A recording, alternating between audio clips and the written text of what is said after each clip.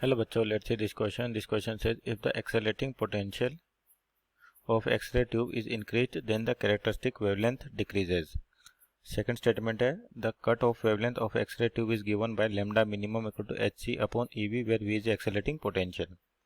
तो यहाँ पर आपके पास बेसिकली जो क्वेश्चन है मॉडर्न फिजिक्स और उसके अंदर एक्सरेज.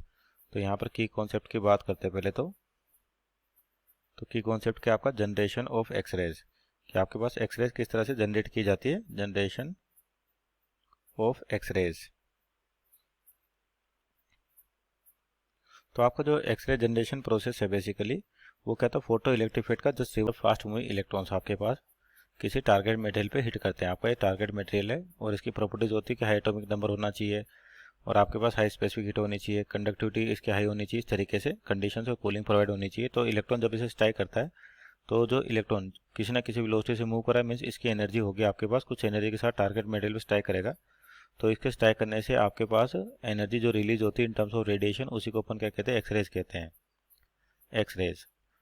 तो और देख भी लेते हैं कि जैसे आपके पास न्यूक्लियस है मान लीजिए, तो इलेक्ट्रॉन क्या करता है, इसके अराउंड रोटेट करता है सर्कुलर ऑर्बिट में, जिनको अपन स्टेबल ऑर्बिट में कहते हैं.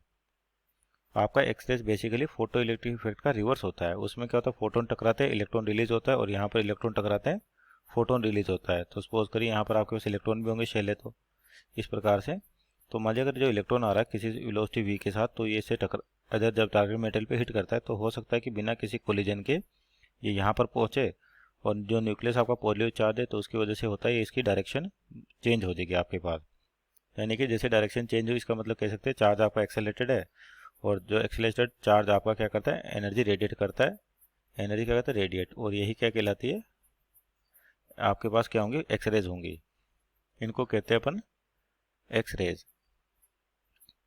तो एक तो हो गया कि आपका इलेक्ट्रॉन आया और न्यूक्लियस की वजह से क्या हुआ, अट्रैक्शन फोर्स की वजह से इसका पाथ चेंज हो गया.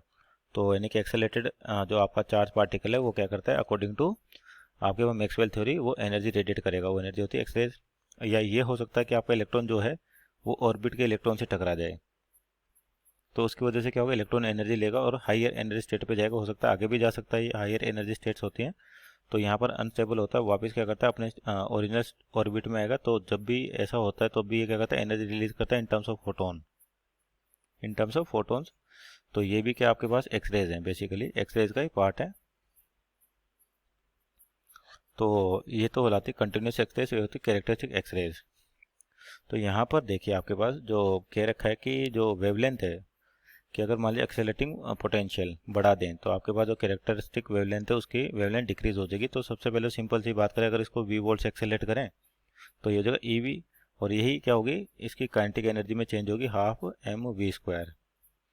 अगर ये एनर्जी पूरा इलेक्ट्रॉन एब्जॉर्व कर लेता है तो जो और किसी भी एक स्टेट से दूसरी एनर्जी स्टेट पे चल जाता है वापस नीचे आएगा. तो अगर कोई एनर्जी का लॉस नहीं तो यही एनर्जी किसके बराबर होगी, एनर्जी ऑफ फोटोन के बराबर होगी, जिसको लिखा जाता है hc/λ. तो यहाँ पे लेमडा की वैल्यू क्या हो जाएगी आपके पास, hc/ev. तो ये तो आपके पास क्या होगी, जो लेमडा है वेवलेंथ है वो इस तरीके से फाइंड आउट की जा सकती है. और ये जो वेवलेंथ है इसको कहा जाता है कट ऑफ वेवलेंथ.